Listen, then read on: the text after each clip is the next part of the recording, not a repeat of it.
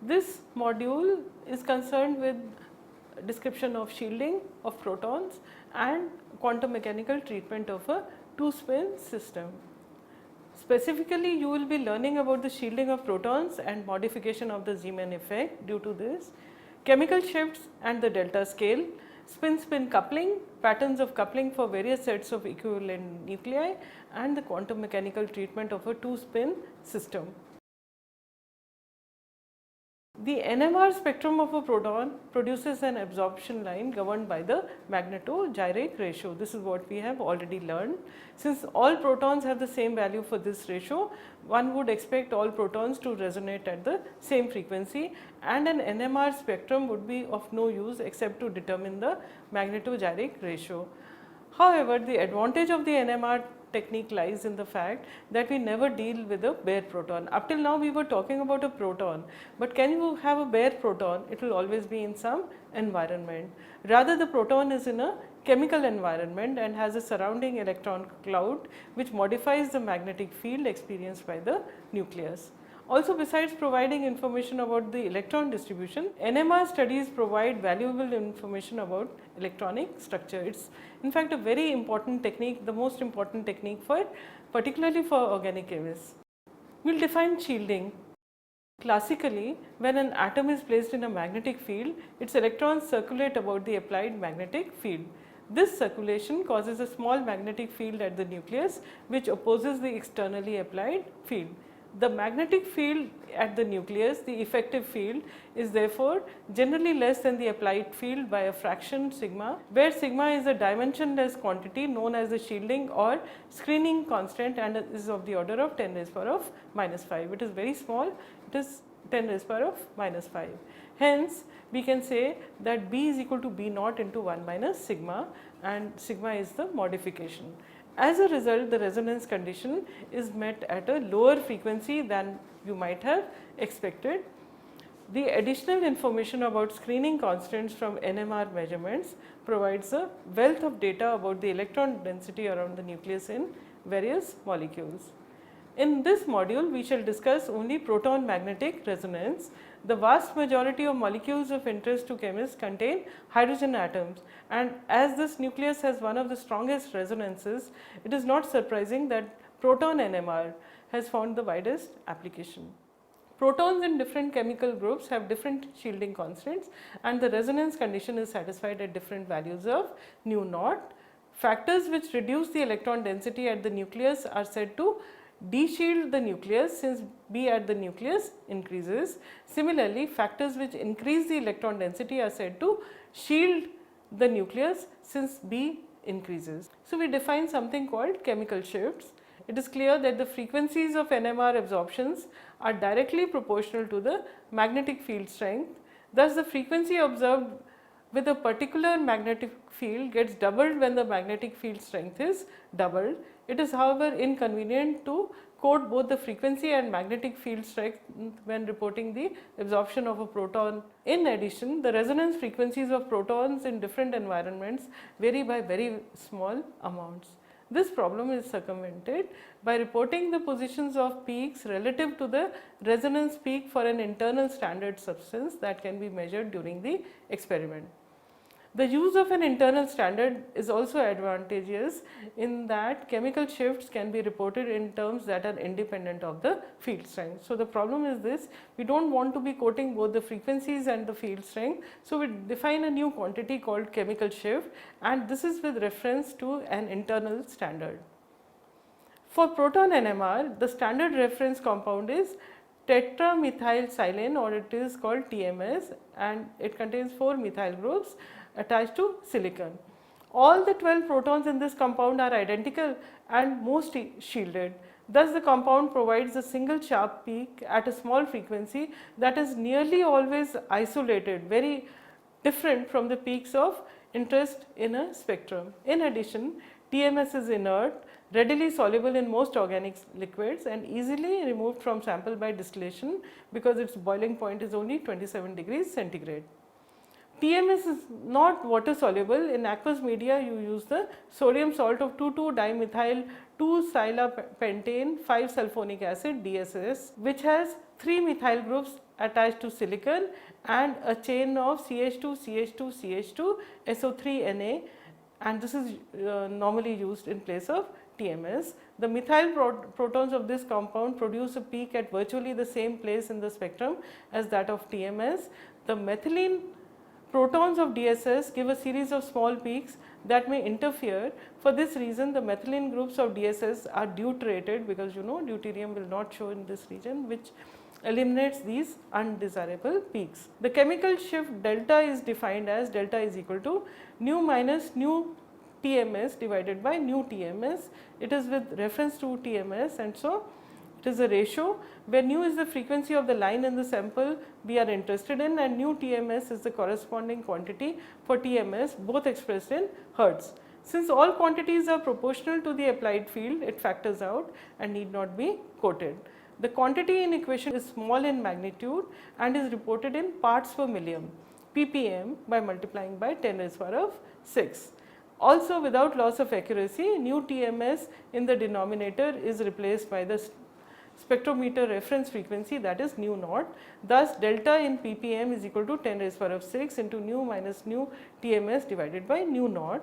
Most proton peaks lie in the delta range of 1 to 13. NMR plots have scales that are linear in delta, and historically the data were plotted with the field increasing from left to right. The 0 value for the delta scale corresponds to the TMS peak, and the value of delta increases from right to left as we have shown in figure. Let us understand the spectrum of ethanol. The methyl protons form one group since all the CH bonds are identical and the shielding of each of the nucleus is the same. Such nuclei are said to be magnetically equivalent and come into resonance at a position governed by the electron density. The two methylene protons are in different parts of the molecule. They therefore have different electron density and come into resonance at a separate frequency.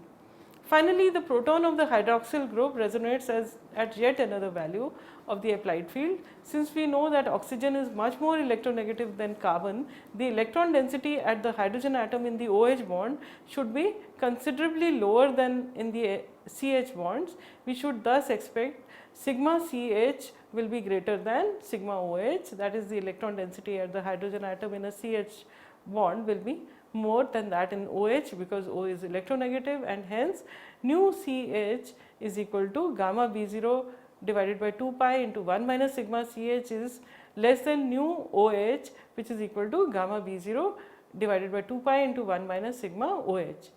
Thus, for a given applied field, the CH hydrogen nucleus will precess with a smaller Larmor frequency than OH, and this is the NMR spectrum of ethanol. Two very important aspects of NMR spectroscopy appear in this figure. The first is that identical nuclei, that is proton 1H nuclei, give rise to different absorption positions when in different chemical surroundings. For this reason, the separation between absorption peaks is usually referred to as the chemical shift. The area under an absorption peak is proportional to the number of equivalent nuclei, that is nuclei with the same chemical shift. Note that in the case of ethanol, we can distinguish which group of lines corresponds to which group of protons by the relative intensities. The group intensities are in the ratio 3:2:1 in order of increasing delta, because there are 3 methyl protons, 2 methylene protons and 1 hydroxyl proton. Now we come to spin-spin coupling.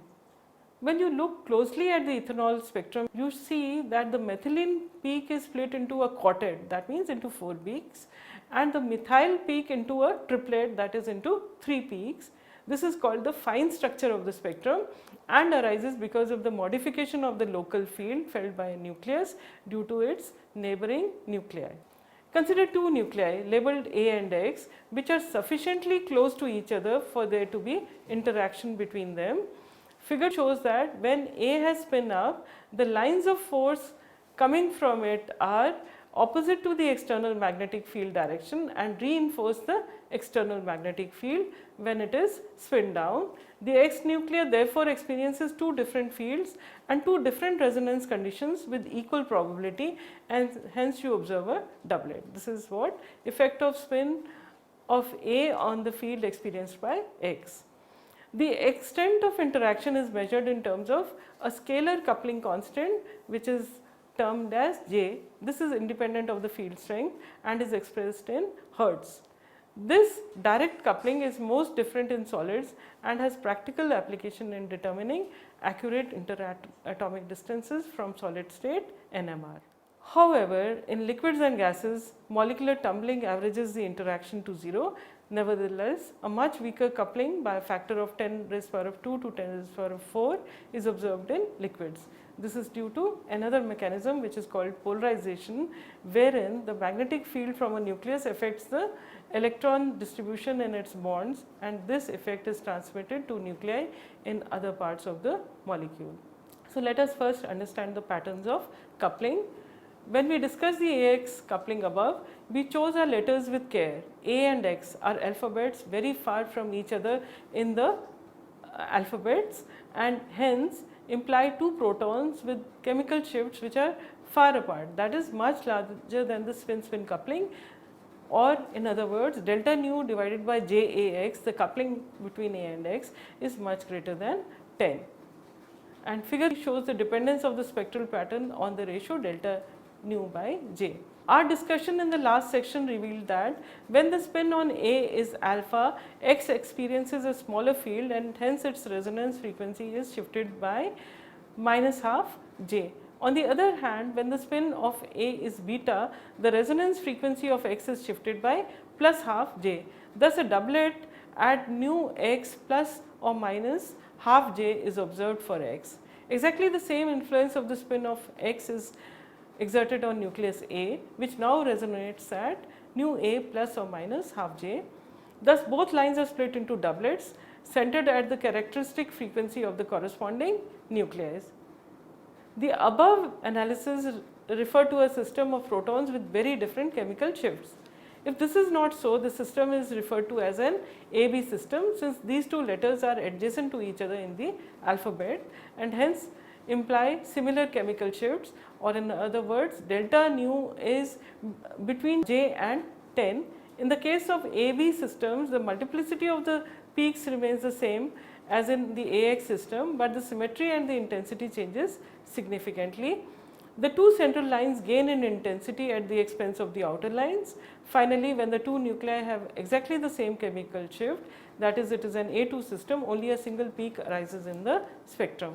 It is obvious that the peak multiplicity depends on the combination of the interacting spins. In general, n equivalent spin half nuclei split the resonance of a neighboring spin or group of equivalent spins into n plus 1 lines with an intensity distribution that obeys Pascal's triangle rule that you must have studied in maths. And this is a Pascal triangle. It is 1. When there are two spins, you will write 1 and then 1 and 1 for 3 spins at the outside, and in between you add 1 plus 1, it becomes 2.